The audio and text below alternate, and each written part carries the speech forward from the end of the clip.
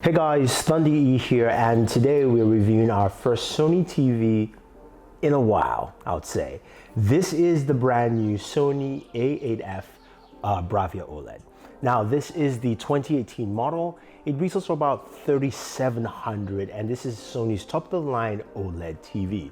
Now, the first thing you notice with this TV is, number one, it is super thin. It's got some really thin bezels on there, making it one of the thinnest TVs I've seen, and I really like its design and look. All around thin bezels, really nice slick look, especially when you just look at it directly. Whether it's off or on, the TV is a beautiful sight, especially on your entertainment center or if you're mounting it on a wall. Now, the TV itself, I will mention this though, once you get this, even though I did set this up by myself, you want to get some help, trust me. It's really thin, it's not light or fragile, it's just that, because it's so thin, you don't want to break it. It's an expensive TV. Now, this of course supports Dolby Vision, also supports HDR10, and this also has 120 Hz refresh rate, so of course your gaming mode is much better on this TV. But let's talk about some of the things that I like about this TV set. First off is sound. Now, the new A8F has sound resonance, if you will. So basically, the audio from the TV comes directly off the screen. What that means is that there's vibrations beneath the screen, and that's how it emits sound. So there are no speakers built into this. And it's ridiculous how well these things actually sound. So instead of me talking about this, why don't you take a listen at volume at 50% and 79. I didn't want to go at 100 because I didn't want to piss my neighbors off, but I can tell you it was loud and clear.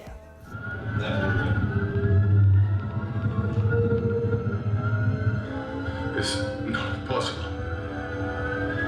Darling, you have no idea what's possible.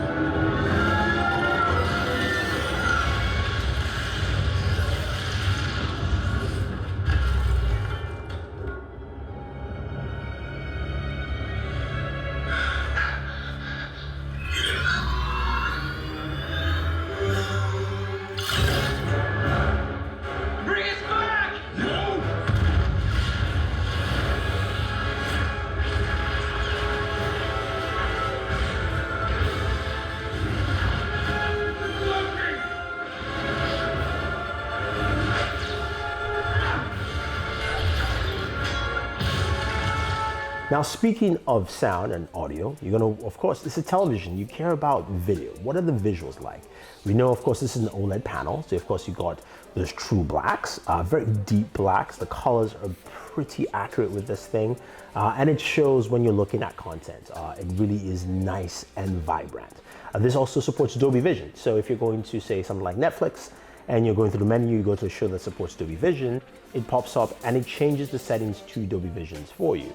So you don't have to do anything on there. It also supports HDR10, so if you're watching a movie, say kind of like Ready Player One here on the 4K Blu-ray, which you guys can pick up, I'll have a link for you guys there. This will also work, but the one thing I will note with this is that it doesn't necessarily pick up HDR10 content and select the best mode. You have to go into the picture settings to select the best picture mode.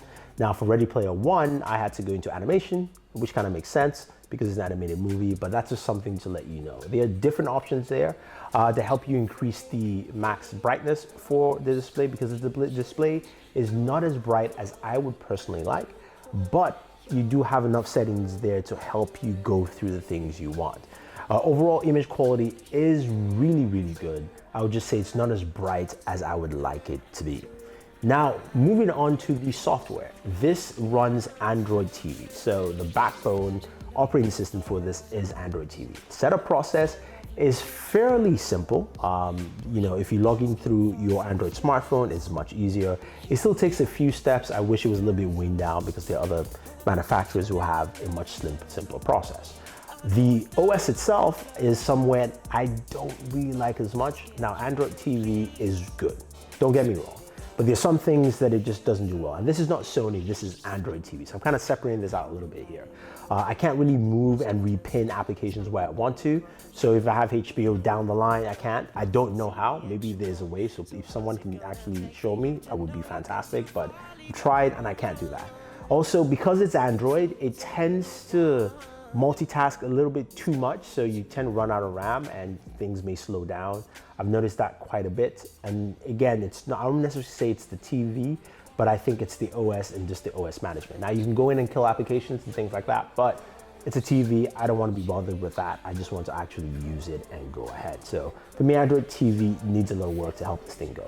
Now the other thing too is that you do have a remote control, of course, and this is the standard remote. Now, the remote control to me is something that's really important with a television because you're picking it up, you're using it on the go. Now, you've got multiple functionalities on this remote.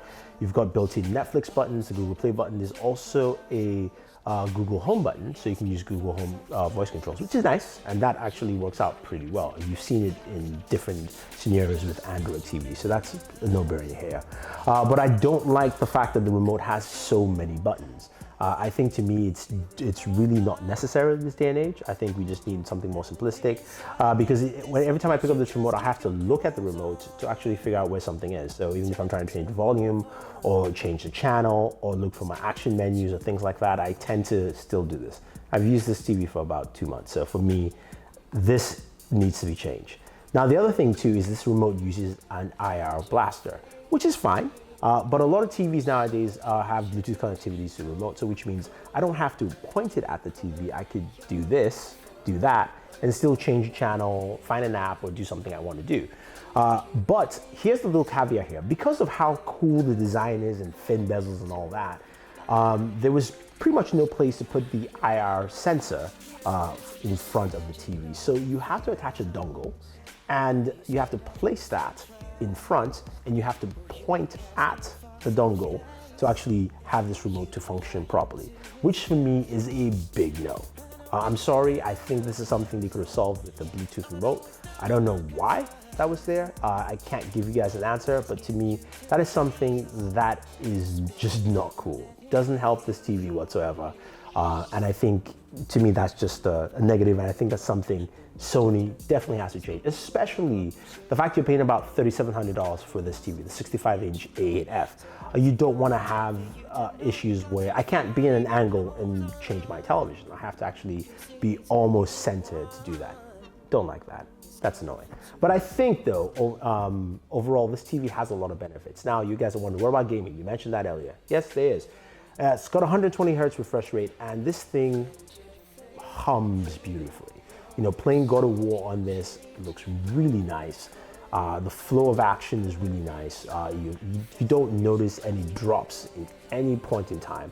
And I really like that with this TV. I'm glad the fact that a lot of manufacturers have jumped on and moved to 120 hertz refresh rate so that you're getting the best in terms of gaming performance.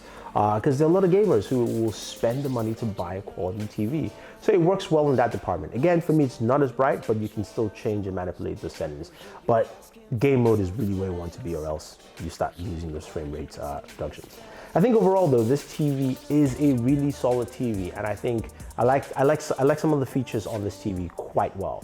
The audio coming off the screen, I think, is really good. It's fantastic, especially once you experience it and realize that, oh, these are really good speakers. Well, they're no speakers. It's a good screen on this TV that gives me audio. The visual representation also on the TV is really good. Picture quality is really solid, although again, max brightness is not something that OLEDs do well, so that's just my own preference, but for some other people, it's probably fine. Android TV needs some work, but it's still a really good alternative.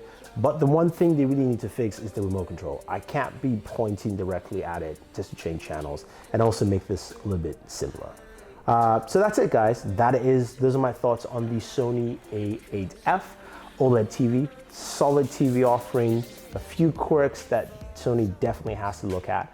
But I think something that, you know, if you're an OLED fan, this might be an option for you to pick out. Now, if you have any questions or any comments, let me know. Don't forget to like and share this video, favorite this video, subscribe to the channel, and always enjoy your entertainment. I know it's none of my concern, but I'm asking you to please spit it out and let him be. You invite him in your room, the mischief turns to madness, but you know you can't presume. One day you won't be driving past and see the extra car, so what's it gonna take for you?